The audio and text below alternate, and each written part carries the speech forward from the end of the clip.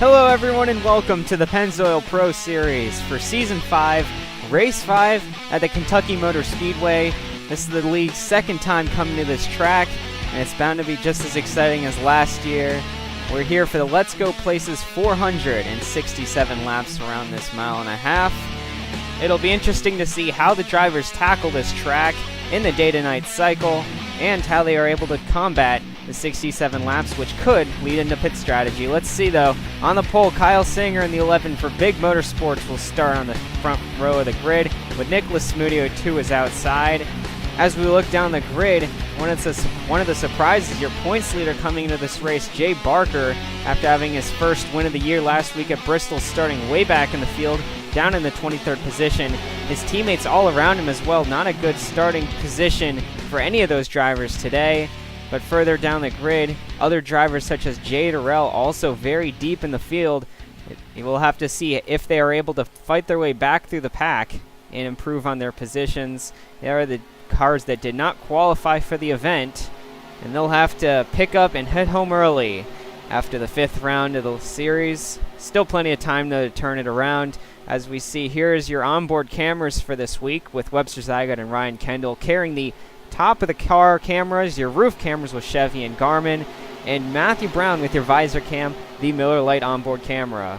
Still, there's 39 other drivers out there, 42 in total, ready to take the green flag. The pace car hits pit road and leaves the field in the hands of Kyle Singer. Coming to the start-finish line, we'll see the green flag as the 5th race of the Pennzoil Pro Series season is underway.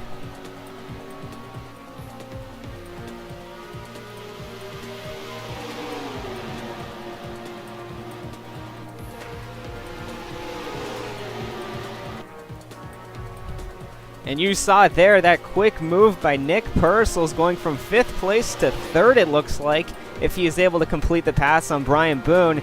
That'll be 2 OSR cars in the top 3, trying to hound that number 11 car out front and take the top spot, but Boone holding strong in the 3rd spot, making that outside line work.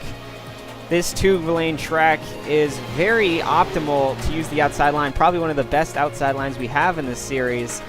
And you can make it work and really make it tough for those guys on the inside trying to make a pass if you really want to keep that spot. Webster Zygarde is your defending winner of this race in the P&G Chevrolet. He was very much dominant throughout the entire week last week, leading the practice sessions and coming close to the pole. This week has been the opposite, obviously, starting deep in the pack. And we'll have to see how the Big Motorsports Chevrolet of Zygarde is able to come back. We've seen his teammates have success so far, with Kyle Singer obviously leading.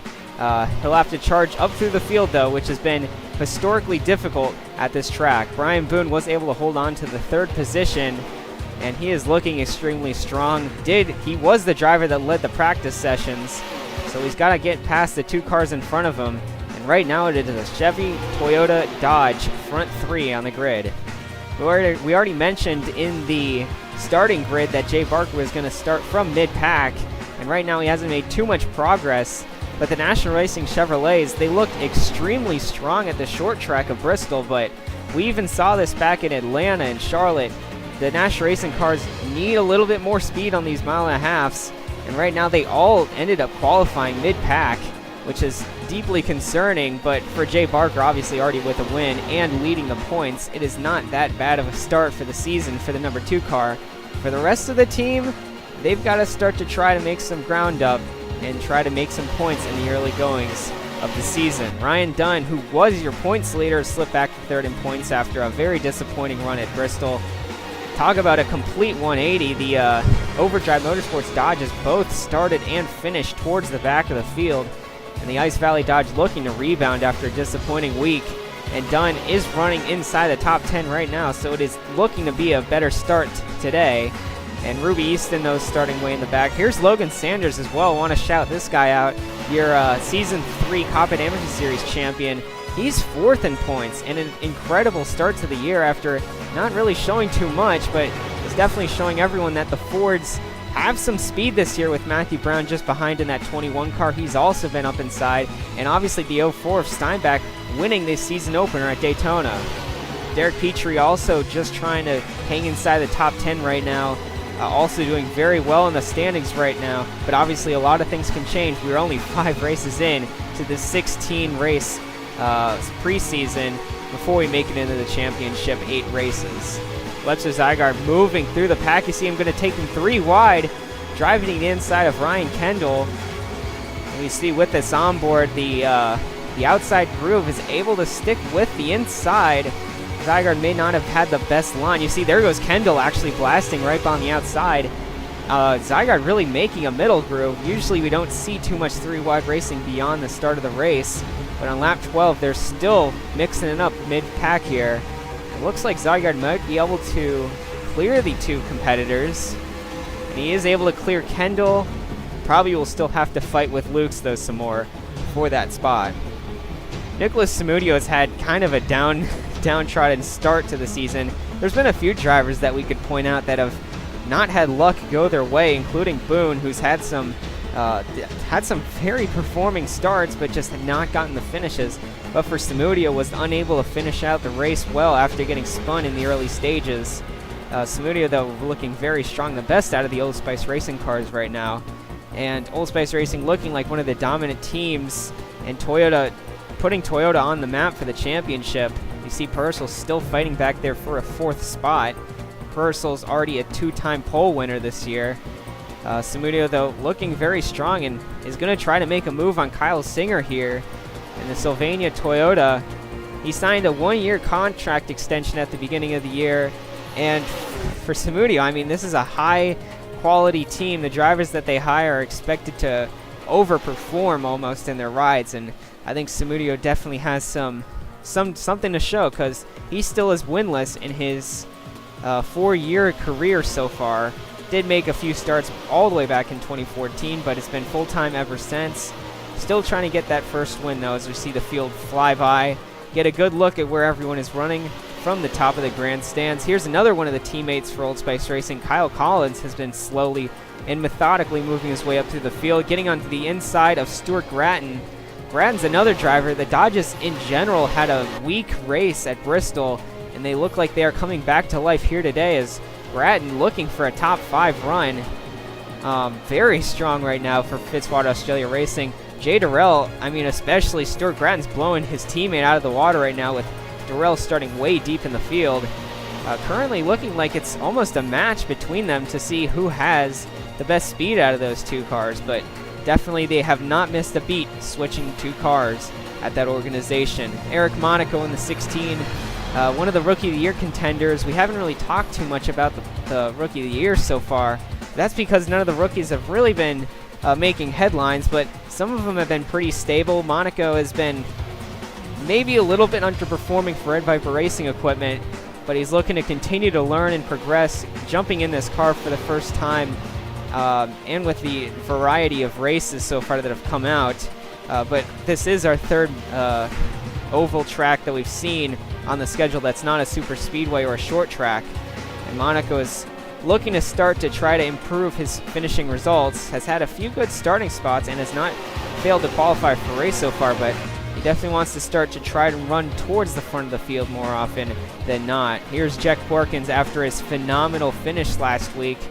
Not going the way he wanted. He started towards the tail end of the top 20s, late 20s, I mean, and he has not been able to fight his way up. In fact, he has lost a couple of spots fighting Brock McMahon for inside the early 30s, so he has slipped outside the top 30 and is looking to fight his way back in, but there's still plenty of racing left in the stage right now. We're only 27 laps in, and as we see Kyle Singer come by the start-finish line, Brian Boone has made it around Nicholas Samudio, but other than that, the top 3 looking very similar to how we saw them early in the stages. Nick Purcell's in the 00 cars that also broken away from the field, kind of on his own there in 4th place, but the rest of the field still pretty bunched together just behind him. But as I was saying, pit strategy come into play because we are reaching the window for drivers to come down pit road. It should be happening any minute now. As we ride on board Matthew Brown, the onboard camera. Brown has really been impressing for DW Motorsports, really looking like a top-tier team, and Ford looking to try and have a championship caliber team as we see pit stops underway now. And he'll make his stop he'll make his way onto pit road pretty effortlessly. However, it's not the case just behind Eric Monaco, and we were just talking about him. He has crunched the whole nose of that car. And it looks like he might have gotten into his teammate. I saw a little damage on the 68. That will drop the 16 car out of the race. That's exactly the opposite of what we said.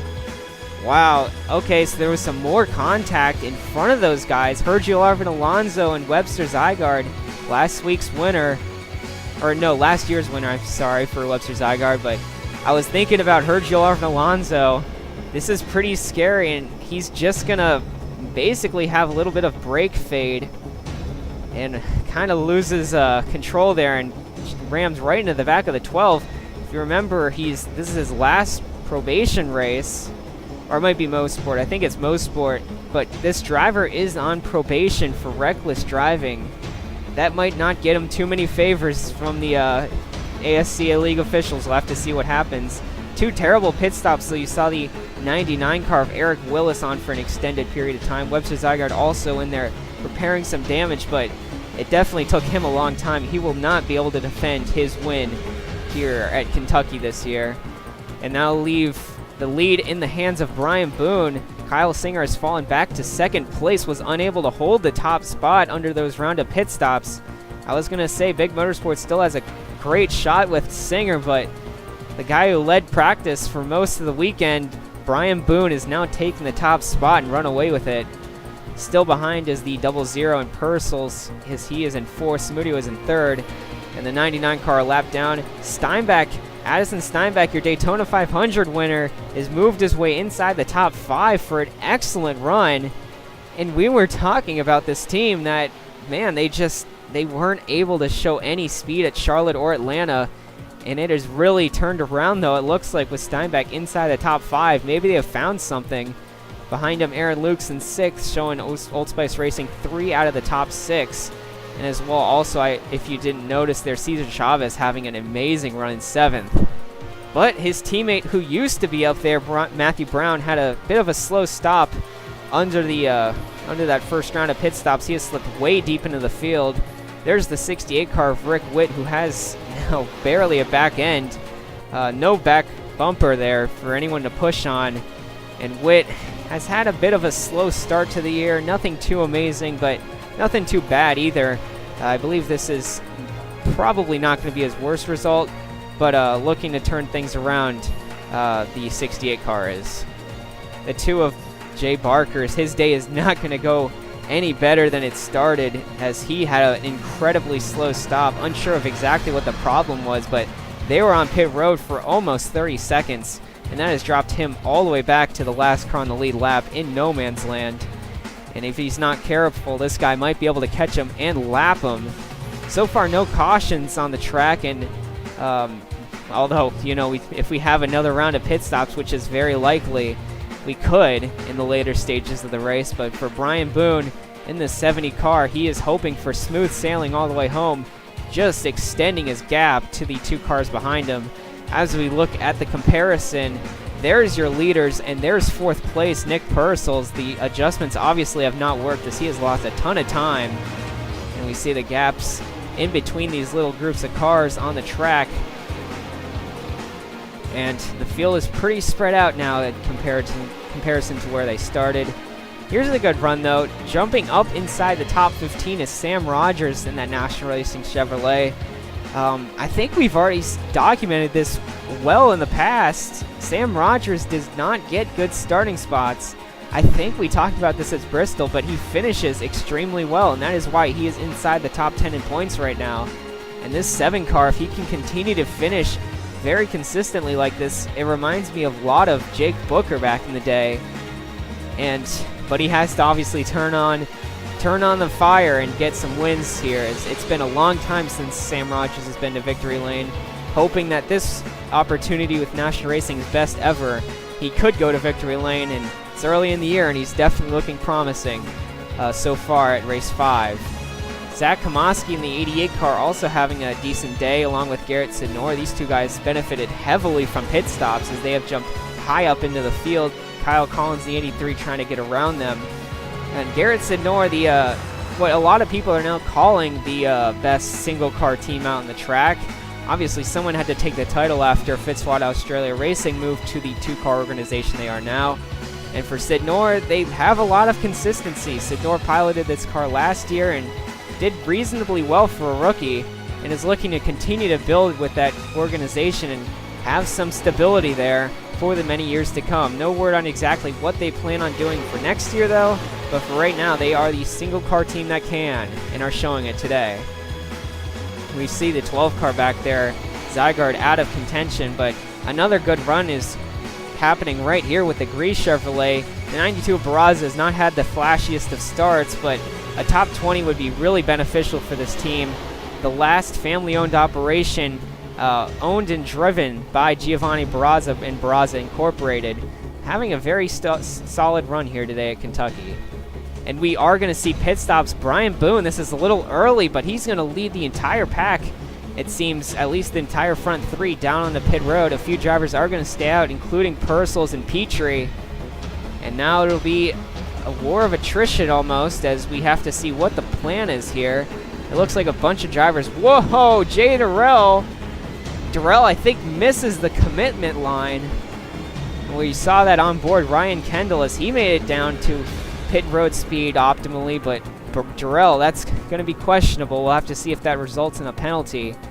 But as for Kendall, he will come down pit road. A few drivers electing to stay out, though. Very interesting, as with 10 laps to go, Sam Rogers, Ryan Dunn in the 75 also included. In the third car, Garrett Sidnor in the 40, electing that they don't want to come down pit road, and they're still outside. You see the number 2 car. Look at the difference in terms of fresh tires going by, as Barker well off the pace in terms of how far back he is in the pack. And he is going to easily breeze by the leader. But for Sam Rogers, he's not coming down pit road yet. And this is what I meant by pit strategy. The pit window lends itself. Oh, and there they come.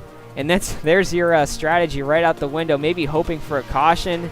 And they aren't going to get it, as there goes Brian Boone by to take the lead. And the Parts Pro Dodge throw a bone to their pit crew, because they have made it work and have been stellar today. And look at the gap Brian Boone has pretty much put over the entire rest of the field. There is no one in sight except for Nicholas Samudio. Not entirely sure where Singer has gone. He is definitely not in the picture anymore for a top 2 finish. But the top 3 is still just as fine, as you see on the scoreboard. Still shown in 3rd place. You see the group battling for 4th, though. It has gotten tremendously competitive, with the 38 also in the mix. And the 24, Cesar Chavez, once again an incredible run for Chavez, looking to help DW Motorsports become a 2-car Ford powerhouse team, as Ford has continued to look for the team that can help them compete for championships each year, and DW Motorsports has been pointed to as one of the possibilities. You see Kyle Singer here also on screen.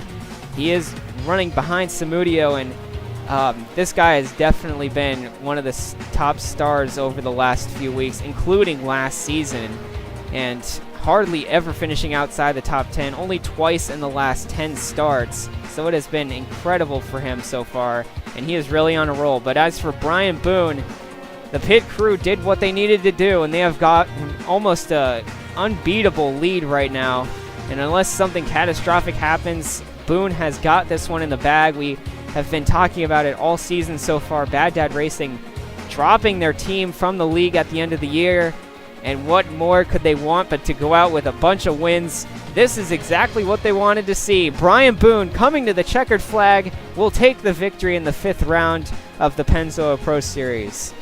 And the Let's Go Places 400 winner belongs to Brian Boone. Fastest all week, and he completely showed up today and overperformed, easily handing a win to the team.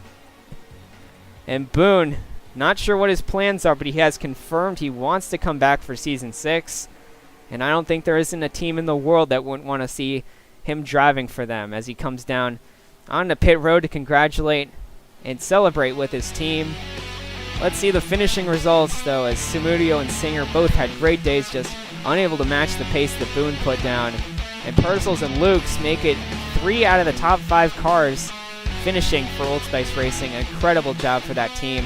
Steinbeck, not a top 5, but a great 6th place run for him. And Cesar Chavez also coming home with a top 10. Looking down the grid, Jay Durrell coming back. He definitely bounced back for a solid run. Stuart Bratton fell off. A bunch of drivers struggling with the pit strategy, and they'll find themselves deep in the field, such as Kyle Collins and Webster Zygarde, both having problems. And same with Eric Willis and Jay Barker, just not what we expected to see from a points leader. That'll drop in the 5th place in points, but after race 5, Derek Petrie will take the top spot. His teammate Kyle Singer up to 2nd place, and Ryan Dunn will hold on to the 3rd spot. There's the battle at the cut line. Rick Witt just holding on to the top 20 spot, with Cesar Chavez after his incredible performance now the first one looking in, 9 points off the cut line. That's all for now. The 5th round of the ASCA League is out, and the Coppin Amateur Series will be the next series of CVAC. But for the Pennzoil Pro Series, we'll see you next round at the road course of Mosport.